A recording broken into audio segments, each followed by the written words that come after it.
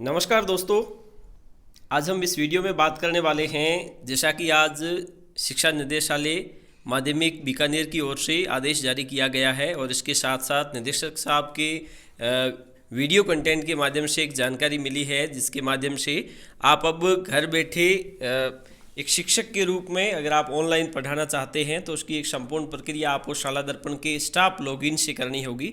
तो वो प्रक्रिया क्या होगी, आपको उसके लिए क्या करना पड़ेगा और उसकी सारी प्रोसेस क्या होगी, उसके बारे में हम संपूर्ण जानकारी देने वाले हैं। क्योंकि अगर आप पढ़ाना चाहते हैं अपने सब्जेक्ट को यूट्यूब चैनल के माध्यम से या वीडियो के माध्यम से, तो उसका लिंक एक एप्लीकेशन के माध्यम से या इस प्रकार से तैयार किया जाएगा सारा कोर्स। तो उसके लिए अगर आप भागीदार बनना चाहते हैं तो आपको शाला दर्पण के स्टाफ लॉगिन से क्या करना, सबसे पहले आपकी आईडी और पासवर्ड लगाकर आप उसको खोज लीजिए।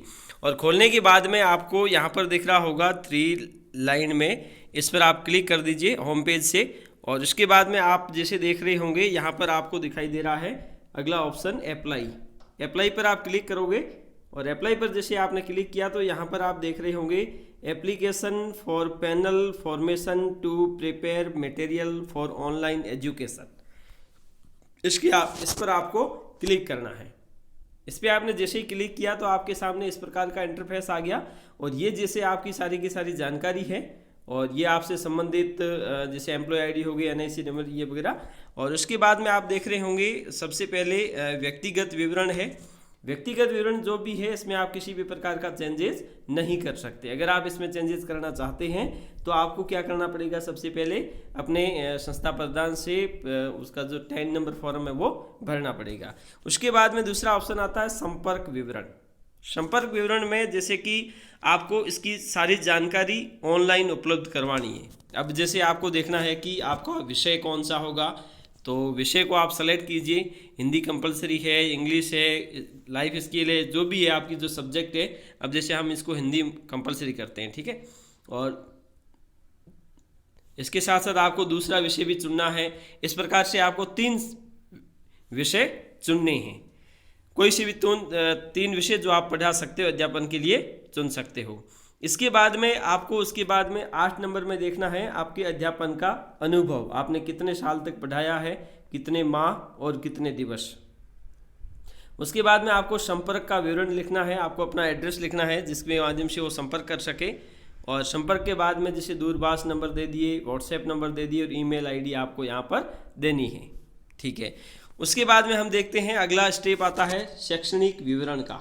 जैसे आप देख रहे होंगे यहाँ पे शैक्षणिक विवरण का, इसको करने के बाद सेव कर दीजिए। सेव करने के बाद आप शैक्षणिक विवरण पर जाइए। और शैक्षणिक विवरण पर आप जैसे जाएंगे तो आपको शैक्षणिक योग्यता के बारे में आपने जो भी उपाधि प्राप्त कर रखी है उन सब के बारे में आप यहाँ पर विस्तार से चर्चा करेंगे, ठीक है। जैसे कि हो गया आपने किस साल उपाध्याय मतलब 10वीं तक की अगर आप परीक्षा दी है तो उसमें विषय कौन से थे, उत्तीर्ण यश है, प्राप्तांक कितने प्रतिशत में, अन्य विवरण देना चाहिए, एक्शन में सेव कर लीजिए। उसके बाद में प्रशैक्षणिक हो गया, उच्चतम योग्यता स्नातकोत्तर अगर आपने कर रखी है तो उसका विवरण दे सकते हो। और उसके बाद में इसके साथ अगर आपने कोई पीएचडी कर रखी है, एमफिल कर रखी है तो उसका विवरण भी आप दे सकते हैं। मतलब इन सब में आपको 10वीं 12वीं और स्नातक यानी कि बीए बीएससी बीकॉम और उसके बाद में अगर आपने एमए एमएससी कर रखी है तो वो भी दे सकते हो। इसके साथ साथ आप पीएचडी से संबंधित भी जानकारी दे सकते हो, ठीक है। अब उसके बाद में तीसरा ऑप्शन आता है आपके पास अन्य उपलब्धियाँ। इसको भी आपको सेव करना है। जैसे जैसे आप इन सबको बढ़ते जाओगे और ये जो है व्यक्तिगत विवरण, इसमें आप चेंजेस नहीं कर सकते। संपर्क विवरण, शैक्षणिक विवरण, इन सब में आपको जानकारी देनी है और इसको सेव करते जाना है। उसके बाद में तीसरा आता है अन्य उपलब्धियाँ। इसके बाद में इस पर आप क्लिक करोगे और इस पर क्लिक करने के बाद में आपको देखना है अध्यापन से संबंधित उपलब्धियाँ आपकी। अध्यापन विषय के संबंध में शोध पत्र प्रकाशन अगर आपने करवाया है तो उसका आप ब्यौरा दोगे यहाँ पे।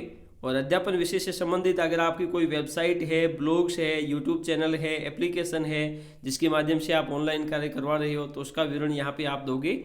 और अध्यापन विषय में श्रेष्ठ कार्य है तो अगर आपको पुरस्कृत किया गया, सम्मानित किया गया तो उसका आप यहाँ पे विवरण दोगे। और अध्यापन विषय हेतु बोर्ड SCERT में पुस्तक निर्माण का कार्य किया हो, लेखन का कार्य अगर आपने किया हो तो यहाँ पर आप उसका विवरण दे सकते हो, ठीक है। और इसके बाद में है बोर्ड परीक्षा हेतु अगर आपने प्रश्न पत्र का निर्माण किया है तो उसका विवरण आप यहाँ पर देना है आपको।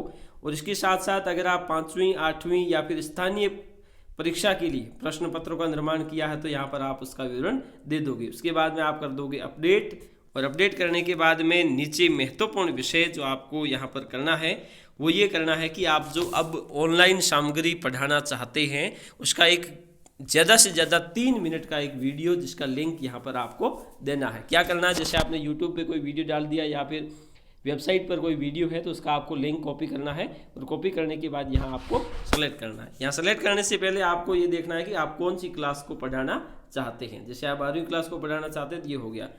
उसके बाद में 12वीं क्लास का कौन सा विषय आप पढ़ाना चाहते हैं, हिंदी, अंग्रेजी, भूगोल, जो भी आप पढ़ाना चाहते हो, और उसका कौन सा टॉपिक आपने इस वीडियो के साथ लिंक शेयर किया है, उसका उस यूट्यूब चैनल का या वेबसाइट का लिंक और प्रीव्यू यहाँ दे सकते हैं। उसके बाद में ये इसका सेव एक्शन जैसे करोगे तो यहाँ पे उसका लिंक का प्रीव्यू दिखने लग जाएगा। उसके बाद में अंत में आपको क्या करना है, यहाँ पर सेव कर देना है। सेव करने का अपडेट करोगे, अपडेट करने के बाद में ये सारी सामग्री आपका सलाह दर्पण पर सेव हो जाएगी। और सेव होने के बाद में दरअसल आपको 10 मई तक आप कभी भी ये लिंक यहाँ पर पेस्ट कर सकते हो, जिससे क्या होगा आपकी सारी प्रविष्टियाँ जितनी भी आएगी वो प्रत्येक विषय के 50 अध्यापकों का चयन किया जाएगा पूरे राजस्थान में। जैसे हिंदी विषय के 100 अध्यापक आएंगे तो 100 में से केवल 50 अध्यापकों को रखा जाएगा इस कार्य हेतु, और विभिन्न माध्यमों से सामग्री तैयार करवाई जाएगी ताकि ज़्यादा से ज़्यादा सामग्री का निर्माण किया जा सके। तो इस प्रकार से आप घर बैठे ऑनलाइन ये काम कर सकते हैं। इससे क्या होगा कि शिक्षा, जैसे कि अब लॉकडाउन की स्थिति है तो ऐसी स्थिति में शिक्षा विभाग ये चाहता है कि जो भी हमारा पाठ्यक्रम है वो सारा का सारा ऑनलाइन किया जाए, जिससे कि छात्र आसानी से घर बैठे पढ़ सके। तो इस प्रकार से आप इसको ऑनलाइन कर सकते हो। आज के लिए इतना ही, धन्यवाद।